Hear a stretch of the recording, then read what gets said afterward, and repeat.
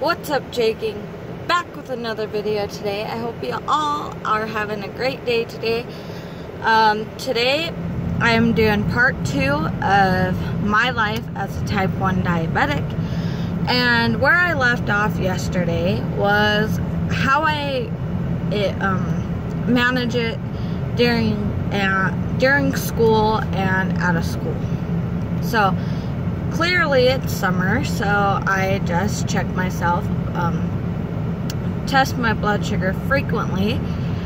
However, I don't have much diabetic subscribers on here, so if you are or know a diabetic, which some of you guys are my friends, so thank you for subscribing to my YouTube channel. It means a lot to me, and I'm glad, and I hope you guys really get to know me throughout the adventures and parts of getting to know me as a type 1 diabetic. Back with the school, I test during lunch.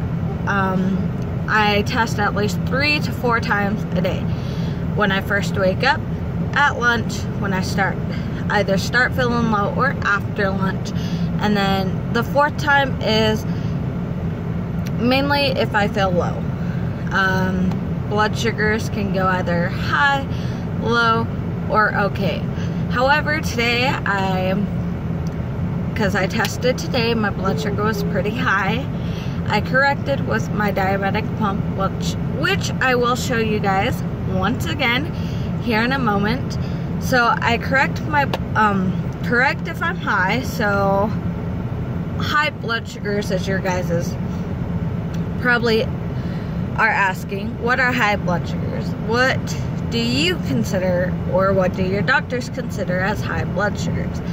For me, it's 200 or over, but mainly like 300s are no. My blood sugar goal rate, which has been for a year now, is 80 between 120.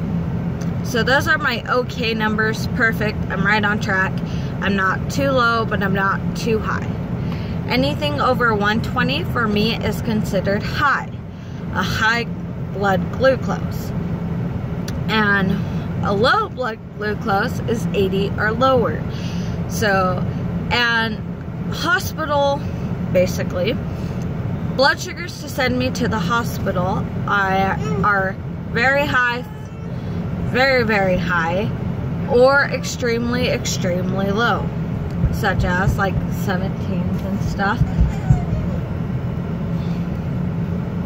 So for me, it's fairly hard to get those blood sugars that I need. So to manage to watch that, it's kind of challenging, kind of not challenging, but for me, it is what it is.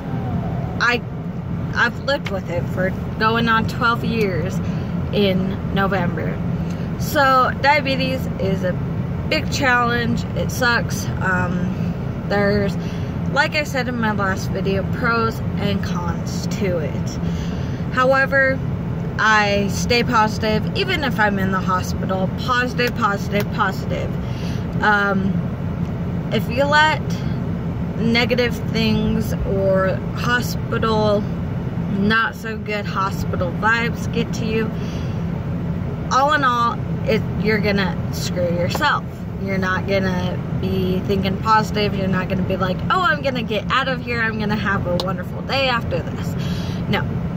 It does not always work that way, which is why you want to think positive. Positivity is the way you want to go. Not all the times. Yes, blood sugars throw a big, well, bam, I'm this number or I'm this number. So make sure your hospitals your school, whatever school you're in, let them know you're diabetic and da-da-da-da-da. That's how I've been doing it for the last, basically my whole life as a diabetic. Schools will understand. Like me, I don't just have diabetes. If I do too much cardio, my heart goes extremely high. That could. Yeah. So you can do your video. So no. So that would be fun. For me, it's not that hard at school or anything because I've done it in the past. As to changing my diabetic pump, which I have not at all shown you guys what my supplies is, or what I have to use, or what I go through every day, and this and that. That is for part 3. Right now we're just talking how school works, how I deal with it all in general, and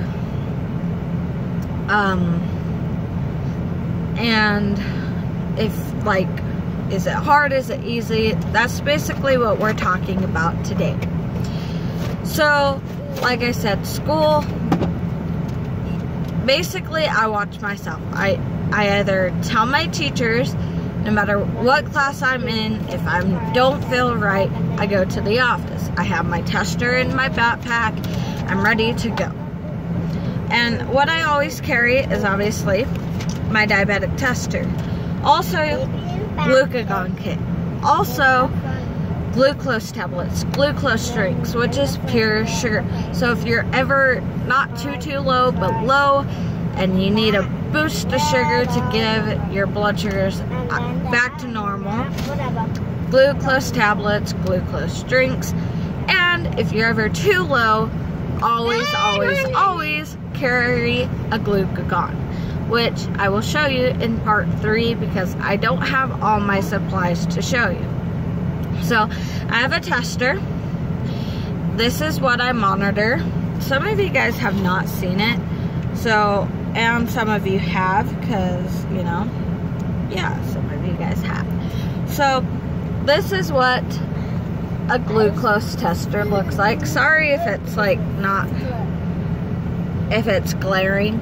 This is the tester, which shows your blood readings. This is what you prick your finger with, and these are the strips that you put in here. And yeah, I'll have to do a little demo on it, but this is what I test my blood sugars with all day, every day. And yeah, also I have a diabetic glucose pump, which gives me insulin because, as I said in my last video, normal people, I call them normal. I'm not necessarily, I'm normal, but I'm not at the same time. Normal non-diabetics have a pancreas that produces insulin, which breaks down the glucose inside all your body. It works so weird. But however, type 1 diabetics, their pancreas does not work at all.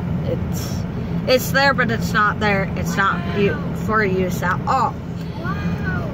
So that's what the pump does, is it gives me my insulin. I can have something else I get asked from other diabetics or new beginning diabetics. How do I manage this? How does this work? How does that work? Shy, don't be playing with that. So most non-diabetics ask, does candy, does this, does that, does this, does that cause diabetes? Candy? No. Candy, however, does, but doesn't at the same time. For type 1s, you are diagnosed in young baby years or teen years. There is the gap for you guys who are asking. I'm gonna have to pause you guys.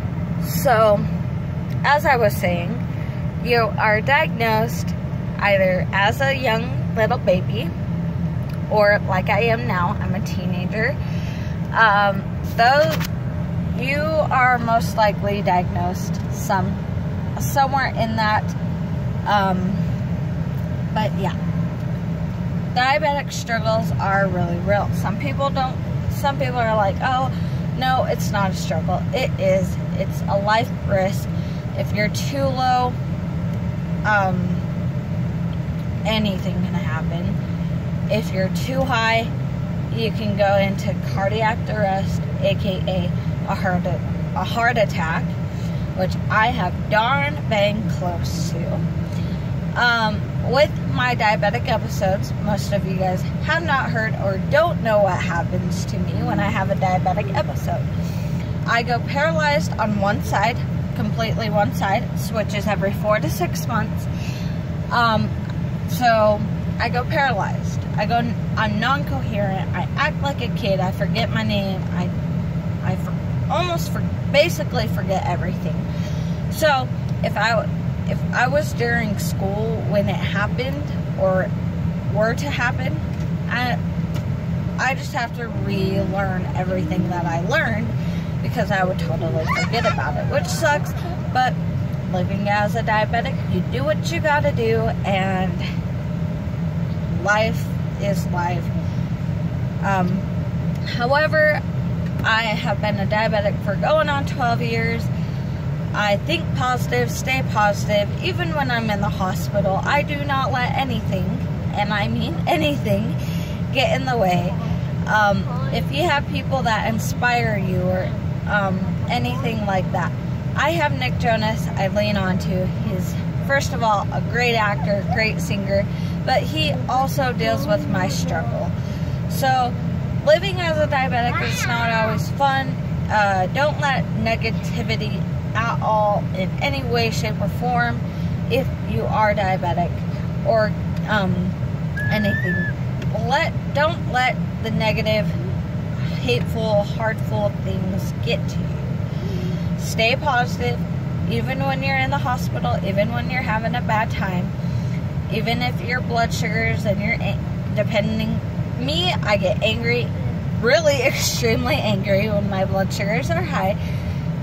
There's nothing you can do. It's basically a mood swing that not all but some diabetics have. When I'm low, I just laugh and say never mind. So those are some interesting facts, not just about me, but diabetic life, how I roll with it, and how everything works. I hope you all enjoyed part 2 of this video. Don't forget to smash that like button. Also, don't forget to smash that subscribe button. Turn on my post notifications so you never forget when I post a new video. I hope you all enjoyed, and see you guys next time. Shout out to my little cousin Quincy. Shout out to my brother. And shout out to my older brother. Shout out to my mom. Shout out to my little sister. And shout out to you subscribers, whether I know you or not. Thank you for subscribing. I hope you all enjoyed. I love you guys, and I hope you are enjoying your night as much as I am.